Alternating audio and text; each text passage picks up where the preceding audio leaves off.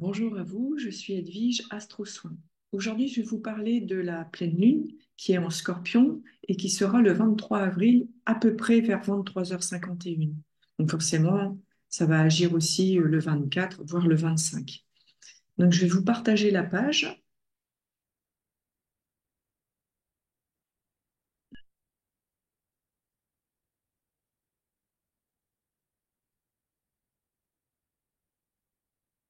Là. Et avant toute chose, je voulais aussi vous dire que il est vrai que je m'intéresse beaucoup à l'astrologie, bien sûr, et surtout aussi la possibilité qu'on ait à faire des soins comme ça sur le thème de naissance, voire des choses bien spécifiques quand on a des questions bien particulières. Mais il est vrai que dès l'instant qu'on commence à rentrer dans les soins énergétiques pour le thème, eh bien, c'est vraiment la première des bases à avoir, c'est de faire un soin sur votre thème de naissance. Et ensuite, arrivent les autres propositions que je fais dans mon site où ben voilà, on peut aller voir Chiron et les lunes noires euh, et les autres planètes bien spécifiques si vous souhaitez, bien sûr. Voilà, je voulais vous faire un peu une parenthèse par rapport à ça. Aussi les nœuds lunaires, donc le chemin de l'âme. Enfin, j'en ai proposé beaucoup en fait sur mon site. Je vous laisserai regarder et avec grand plaisir que vous puissiez me poser des questions. Alors bien sûr, pas trop difficiles. Donc, la pleine lune en Scorpion. Je vous ai un peu expliqué justement sur le thème. Donc, je prends référence sur AstroThème. Je vous ferai voir aussi tout à l'heure un autre, si j'oublie pas, un autre, une autre roue astrologique pris aussi aux pleines lunes en Scorpion. Donc, quand on parle de pleine lune en Scorpion, c'est-à-dire que la lune ici se retrouve à 3 degrés, vous voyez, 3 degrés 18 secondes, c'est la lune. Pour ça que je vous ai spécifié la lune ici. En Scorpion, voilà, tout en sachant que chaque signe va de 0 à 30 degrés.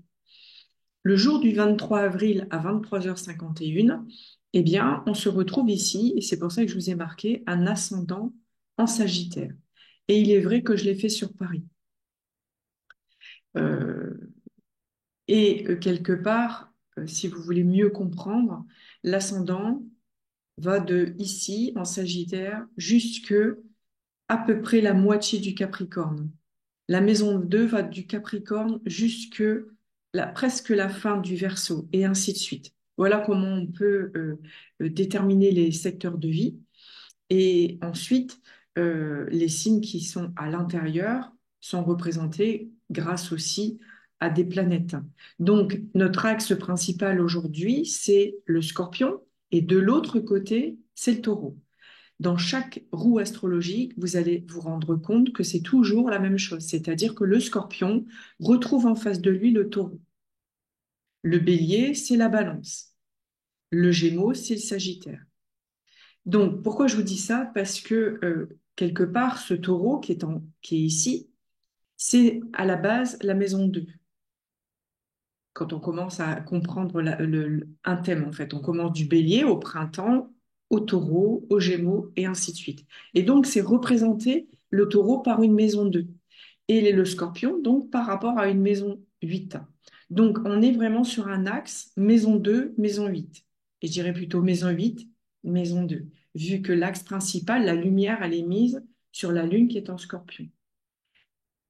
Pourquoi je précise ça? Parce qu'une maison 8 est différente d'une maison 2, même s'il y a une synergie entre les deux. La maison 8, elle est en lien avec les aspirations spirituelles, le monde de l'au-delà. Ça, c'est le scorpion qui est vraiment en contact avec, alors, vous allez me dire, alors tous les scorpions, bah, à la base, nous avons tous du scorpion à l'intérieur de soi, donc c'est comment on va le travailler, cette connexion à la spiritualité et cette connexion avec le monde invisible. Et la maison 8, c'est aussi la maison de la sexualité, la manière dont vous allez être dans votre intimité. Et c'est aussi en lien à l'argent qui rentre différemment de votre travail, c'est-à-dire les héritages, les dons, les legs, et parfois aussi tout ce qui est boursier, les gains possibles à ce niveau-là. Et donc, on commence par une lune en scorpion, bien en lumière par rapport à toutes les explications que je vous ai données, qui vont descendre vers la matière, le taureau. Et le taureau, justement, c'est en lien en maison 2 à la manière dont on va gagner son argent, à la manière dont on va œuvrer, à la manière dont on va mettre des limites dans notre territoire. Il faut vraiment vous le visualiser comme ça, c'est-à-dire essayer de visualiser un animal. L'animal, le taureau. Le taureau aime son territoire, aime être délimité par des barrières, par exemple, pour pas qu'il saute la barrière, parce qu'il aime son terrain, il aime sa terre. Euh, voilà. Et ça, c'est spécifique au taureau. Il aime être bien ancré, bien enraciné. Et sa fragilité au taureau, c'est la nuque, c'est les cervicales, c'est le cou. Et en face, on a du scorpion. Le scorpion, c'est les organes génitaux. Donc, qu'est-ce qu'elle va nous raconter, cette pleine lune, en fait? La lune, proprement dit, c'est les émotions, votre état d'âme. Et les personnes qui auront une lune en scorpion, ou un ascendant en scorpion, ou un signe solaire en scorpion, au début du scorpion, hein, parce que là, on est vraiment au tout début du scorpion, donc, eh bien, elles vont être un peu plus impactées, entre guillemets, impactées, hein, beaucoup plus sensibles, beaucoup plus réceptives par rapport à cette pleine lune. Et encore une fois, moi, je trouve que même si aujourd'hui on est le 17 avril, eh bien, et c'est que le 23 avril, quand on ressent énormément au niveau énergie, au niveau perception, eh bien, elle est déjà relativement présente, quoi. On le sent à l'intérieur de soi, surtout, bien sûr, si votre thème euh, a des planètes en lien avec le scorpion et en lien avec le taureau. Là, ça va être un peu plus, euh, justement, ça va venir plus vous titiller à l'intérieur de vous. Et ce que je voulais vous dire, c'est cette maison 2 qui est en taureau, c'est la manière dont on ressent à l'intérieur, ce que nous ressentons. Et de l'autre côté, c'est la manière dont on ressent les autres. Et donc, il se peut que cette lune qui vous donne cette information, de cette sensibilité, vous allez être des capteurs, encore plus capter les autres. Mais comment vous allez les capter, en fait? Et cette lune, elle est face à ce taureau. Donc, comment vous allez capter les personnes qui sont du signe du taureau, les personnes qui peuvent être en ascendant taureau ou les personnes qui ont des planètes dans le signe du taureau, vous voyez? Et c'est là où c'est intéressant, c'est de toujours faire attention quelque part. Bon, alors, il est vrai, on ne va pas toujours demander aux personnes qu'on côtoie, bah, tiens, quel signe tu es, ou donne-moi ton heure de naissance pour voir un peu ce qui se met en joue par rapport à mon propre thème, pour justement encore plus être dans cette fréquence, cette vibration de ce ressenti. Donc moi, ce que j'aime faire au niveau d'une pleine lune, je regarde à l'intérieur du scorpion s'il y a une autre planète. Là, il n'y en a pas. Par contre, dans le signe du taureau, eh bien, nous avons justement bah, forcément le soleil, qui est l'énergie yang, hein, notre manière dont on va rayonner, et à l'intérieur du taureau, un peu plus loin quand même, Uranus-Jupiter. Donc, si je dis un peu plus loin, c'est parce que ce Jupiter-Uranus ne va pas être dans cette influence, entre guillemets influence, hein, même si ça va agir ce jour-là sur un autre aspect, mais proprement dit par rapport à la Lune, on ne voit pas qu'elle donne une opposition ou un sextile ou un trigone, il n'y a absolument rien. Par contre, ce qu'on peut remarquer, et c'est pour ça que je voulais spécifier, c'est que on voit bien ici la Lune, je l'ai bien écrit en bleu, face au Soleil qui est bien écrit en bleu, et on voit ici que ils font un carré avec Pluton, qui est en bleu aussi, parce que je l'ai spécifié comme ça pour que vous puissiez bien reconnaître la planète. Et ce Pluton est toujours en Verseau. Donc on voit bien que c'est une pleine lune où il y a des choses à rectifier. Dans le Scorpion, on est plutôt dans une quête de vérité, c'est un peu on est un peu en mode de recherche, en mode scientifique. chercher le pourquoi du comment, être un peu son propre détective ou détective extérieur, hein. C'est pour ça qu'il y a plein de choses qui sont dans les médias décortiquées, vérifiées, extrapolées. Enfin, je ne vais pas rentrer dans ce système, mais voilà. Et c'est pour ça que c'est important d'aller réellement comprendre ce qu'on nous montre. Est-ce que c'est vrai? Est-ce que c'est faux? S'interroger, en fait. Et le scorpion, il est très fort là-dedans parce que, il va dans ses profondeurs, il va chercher le pourquoi du comment à l'intérieur de lui et après, justement, il va le sortir et dire, bon, voilà, je peux te présenter ci, je peux te présenter ça. Et quelque part, c'est une belle forme psychologique avec le scorpion. Et la planète maîtresse, justement, du scorpion, c'est Mars et Pluton. Et on se rend compte qu'il y a un aspect avec Pluton, justement, actuellement, ici. Donc, on voit bien que au jour d'aujourd'hui, il y a des choses qui sont mises en lumière parce qu'il y a des choses qui sortent comme ça. Pourquoi je vous dis ça? Parce que la planète maîtresse du Verseau, c'est Uranus. Uranus qui est en taureau conjoint à Jupiter. Donc, il y a comme une propulsion dans les informations. Ça part, il est vrai, hein, ça peut partir dans tous les sens. On peut se poser plein de questions. Pourquoi on nous montre ça? Pourquoi c'est démontré comme ça? Pourquoi les gens, ils agissent comme ça?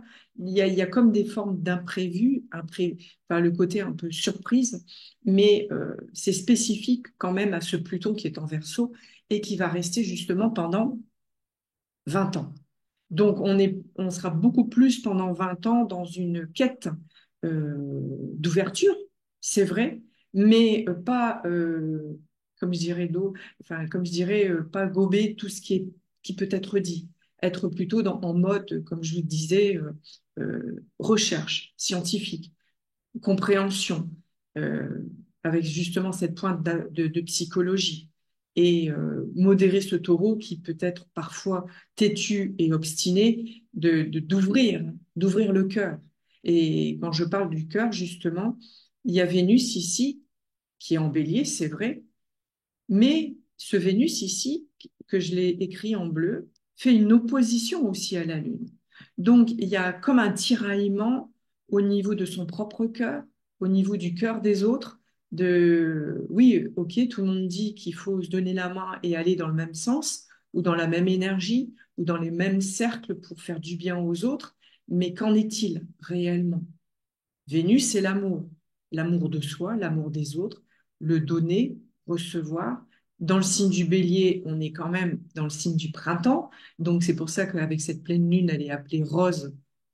Pourquoi? Parce que c'est en lien avec cette saison, donc le printemps. Et le bélier, c'est comme le battleur dans le tarot, on est dans un nouveau départ, un nouvel élan. Et Vénus a envie d'avoir un nouvel élan de cœur pour entreprendre quelque chose, être à l'initiative d'eux.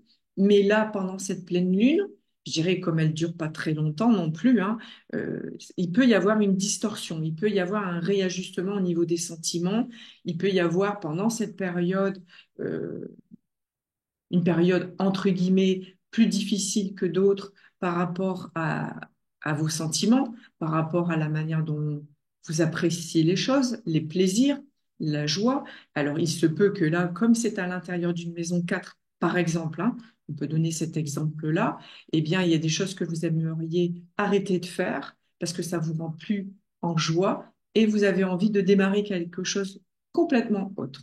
Voilà. Alors, on peut être sur ce plan-là, c'est-à-dire d'avoir des nouveautés intérieures qui se mettent en place pour laisser place justement et pour laisser de côté totalement le passé, pour aller de l'avant.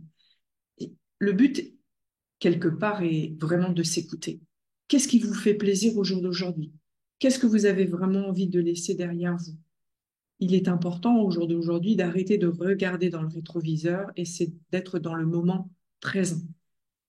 Qu'est-ce qui vous parle? Qu'est-ce qui vous fait vibrer au jour d'aujourd'hui? Voilà par rapport à cette pleine lune. Bien sûr, je pourrais m'étendre sur plein d'autres choses, mais je voulais vous faire voir autre chose par rapport à une autre personne pour que vous puissiez bien comprendre par rapport à votre propre thème, pardon. Alors, je vais voir si je peux faire autrement Voilà. Et voilà. Est-ce que c'est possible de faire comme ça? J'innove, j'innove. Alors là, oui, voilà, c'est bon. Donc, enfin, j'ai pris un autre thème, c'est-à-dire que j'ai pris le thème de Florent Pagny. Alors, je ne vais pas rentrer dans les détails, mais c'est pour que vous puissiez, vous, prendre votre thème et bien comprendre comment on positionne une pleine lune à l'intérieur du thème. C'est-à-dire, là, on a Florent Pagny qui est avec un ascendant, l'ascendant Capricorne. Et son ascendant va, alors il a tous les degrés du Capricorne à l'intérieur de sa personnalité, et il y a aussi du Verseau. Ça, c'est sa maison 1. Sa maison 2 va du Verseau en Poisson, et ainsi de suite. Là, ce qui nous importe, c'est la Lune qui est au début du Scorpion. Alors, je vais le préciser avec ma petite flèche. J'espère qu'avec le portable que vous avez, vous allez bien le voir. Donc, ça veut dire que c'est très proche de sa maison 10 à Florent. Et en face, on a donc le Soleil qui gravite dans le Taureau au tout début du Taureau.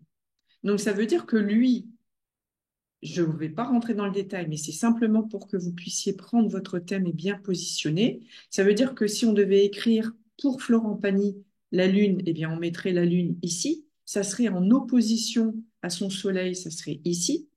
Et bien sûr, on parlait tout à l'heure de Vénus. Eh bien, Vénus se retrouverait ici aussi. Et le Verseau avec Pluton ici. Donc, ça veut dire que le Pluton serait très proche en conjonction avec Jupiter. Vénus, elle serait ici, elle est toute seule à l'intérieur du Bélier. Le Soleil, il est tout seul à l'intérieur de son Taureau et en opposition à la Lune. Et lui, ça serait à l'intérieur de la maison 4 et de l'autre côté, la maison 10. Donc lui, ça serait plutôt une pleine Lune qui va agir dans son intimité, dans son foyer, dans son cadre familial, parce que c'est la maison 4, et de l'autre côté, la maison 10. Ça va agir au niveau de son travail, sa carrière. Voilà, c'est les émotions. Est-ce qu'il va se sentir prêt à, à remonter sur scène? Voilà, moi je veux pas trop rentrer dans des détails. Et Jupiter-Uranus, il est vrai que il se balade ici en maison. Et ben là, ça va être vraiment alors 5, 10, 15, 20. Donc ça va être ici et toujours en maison 4, mais très proche quand même de cette opposition avec Mars.